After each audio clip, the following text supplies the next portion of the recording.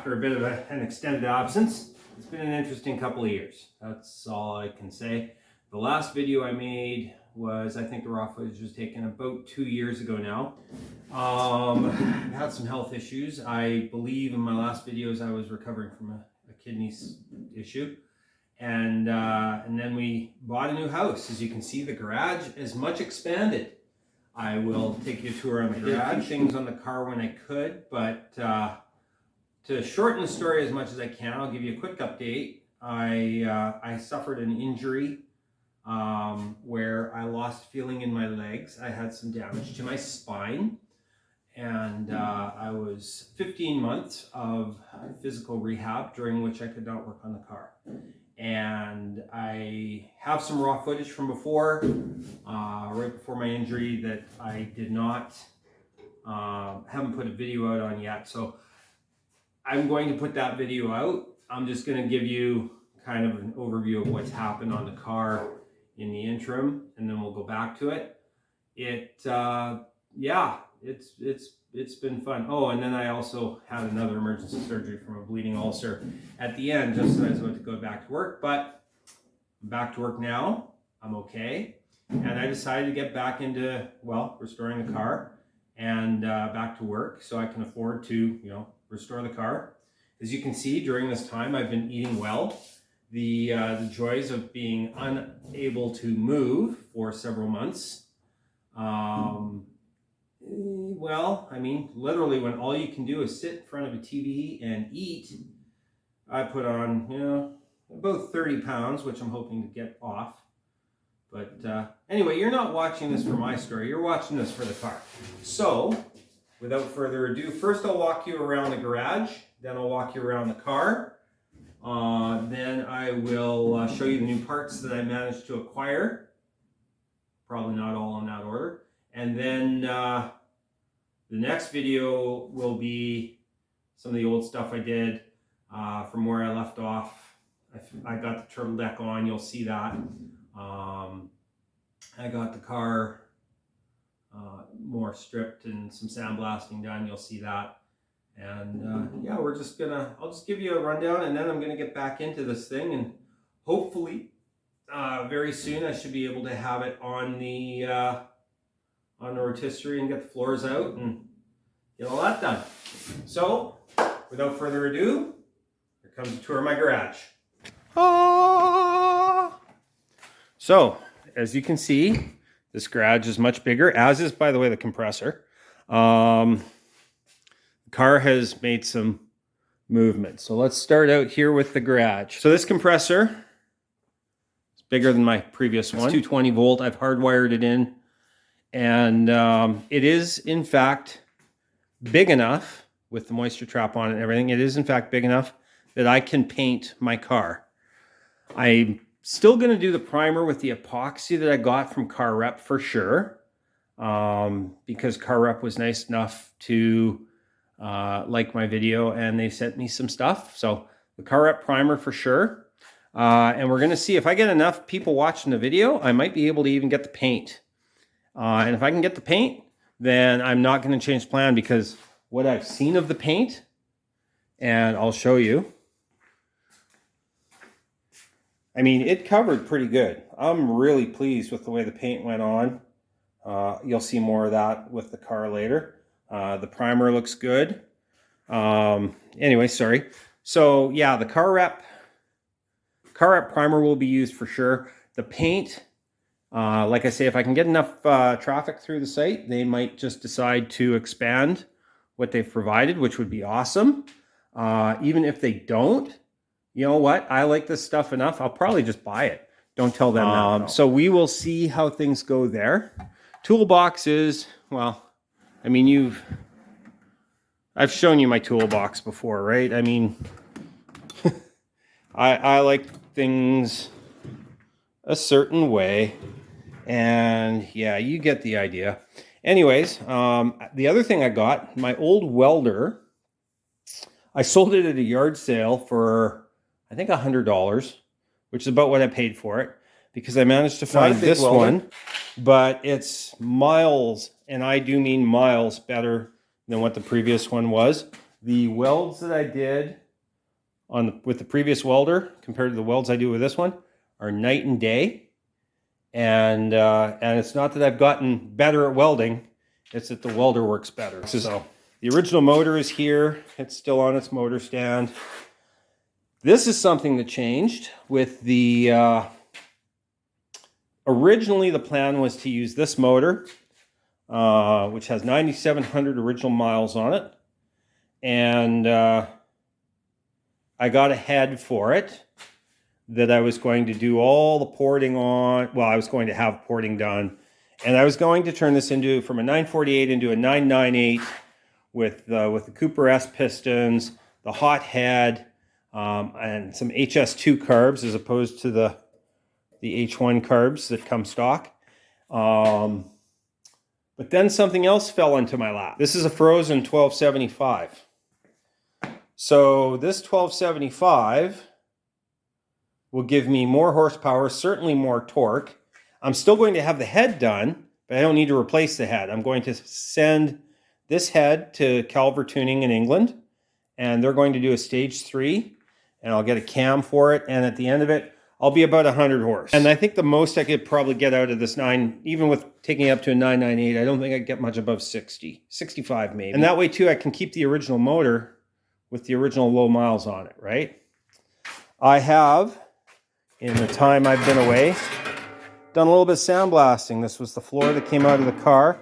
You're gonna see it get straightened here in the very near future because you can see it's kind of beat up and such. But it's been sandblasted. The rust has been taken off of it. And as has the most of the car. Got my little sandblaster for parts. I just put a lantern on the top and it works. Then these are welding jacket, welding mask, safety stuff, right? This is where things get interesting. Down here, Car Rep sent me, they were lovely people. I just absolutely, they're awesome. And when they found, we talked about my plan to use their product, and suddenly I got some of their product. So that's awesome. I'm going to use it. For the record, I'm not recommending it because they sent me the product. They sent me the product because I'm recommending it. I'm not selling out. I would not be using the product if I didn't like it. So, and all my degreasers are in there too. So that's a bit of good news. And I'll get you to like and subscribe and keep tuning in. This is just Bondos and such. So I'm going to get you to keep tuning in so that maybe things can happen for me that way. Here I have, well, as you can see, seats and all the other stuff. That silver, this is going to be bracing. You're going to see me use this in a couple of videos from now when I brace the inside of this thing to put it up on the rotisserie. I have seat cushions. I have heater. I think I talked about how I do my parts. Every part is labeled in its bag. Again, every part, every bag. Top shelf here is some of the new stuff I'm getting. Oh, one of the things I acquired just recently, I got myself a Pertronix flamethrower distributor. So, along with a bunch of other stuff that I had for a while, that's going to get used. Also got myself, it's not an LCD, it is a, I guess, equal branch. But anyway, I managed to acquire this. And the reason I didn't go with the LCB was on the recommendation of Keith Calver, the tuner, who's going to be doing my head. He suggested that the LCBs don't produce quite as much torque. They make a little bit more horsepower, but less torque. And this is not a high-speed run car, so I figured torque off the line would be good. So the ends of the rotisserie that are going to be there, a few extra bits. Coming onto this side, I've got the two bonnets that are going to be formed into one. That is my tetanus area. That's where old bits. Remember This was a number of videos ago where I bought the entire front end of a Mark II. So I got my front brakes from that I'm going to use, the disc brakes, etc. Well, I cut that down and I'm using scrap metal for various things. So that's my tetanus zone there. Drill press, all this kind of stuff. The motor I showed you earlier. This is all my bodywork supplies. I like to keep it in drawers because that way it stays a little cleaner. And then drills. And this is my little cleaning station here. That is the story of the garage. That's the quick. As you can see, I have a lot more room to work. The cardboard, by the way, that's like a paint and sandblasting booth. I used it to control dust. It's beat up, it's old. I got like a bunch of deck furniture in it, and that just kept the box, and it works really well. So, and this probably looks a little different than it did the last time you saw it. I've taken the paint off. I haven't bothered taking the paint off of the rocker, off of the sill, sorry. And the reason I didn't bother is because that's coming off. I have new ones up there. I sandblasted the entire front. I did not sandblast the doors. I actually used the grinder on the doors. I did sandblast this because I couldn't get in all the little nooks and crannies. So that is coming out. I have a new one on order, but as you can see, the rest of it is this here. There was some weird, well, it looked like this actually. It was like a rust thing. So I tried to patch weld it and it just kept getting porous welds, and it just kept coming out and out and out. So I'm going to actually get in there with some acid and grind that out and try and patch that up.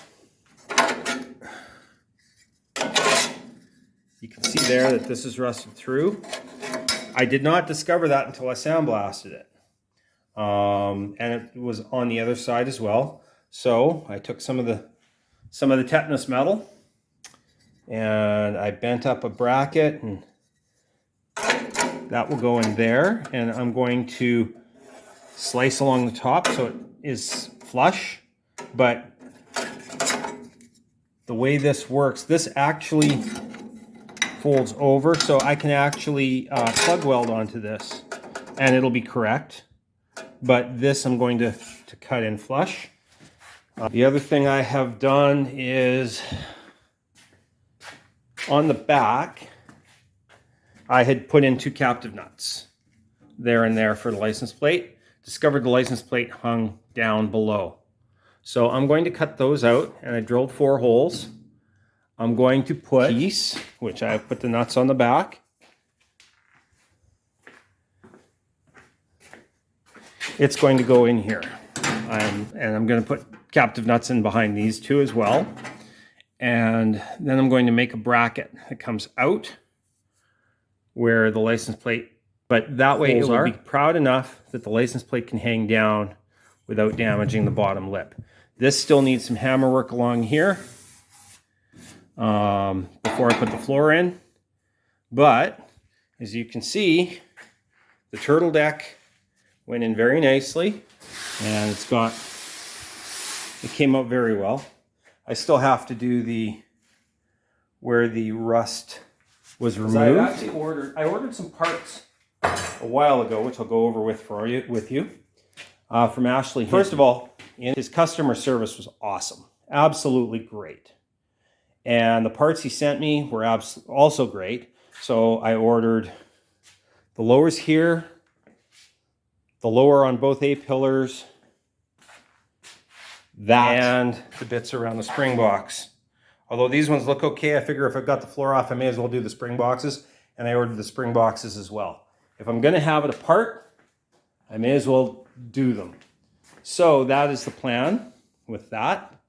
Those parts should be arriving in a few days, so I'm looking forward to getting them in. So that's where I've been. That's what's been going on with the car. That's what's been going on with me. You're probably happier if I just shut up and go away now. So I will do that. Thank you very much for watching. I'll see you soon.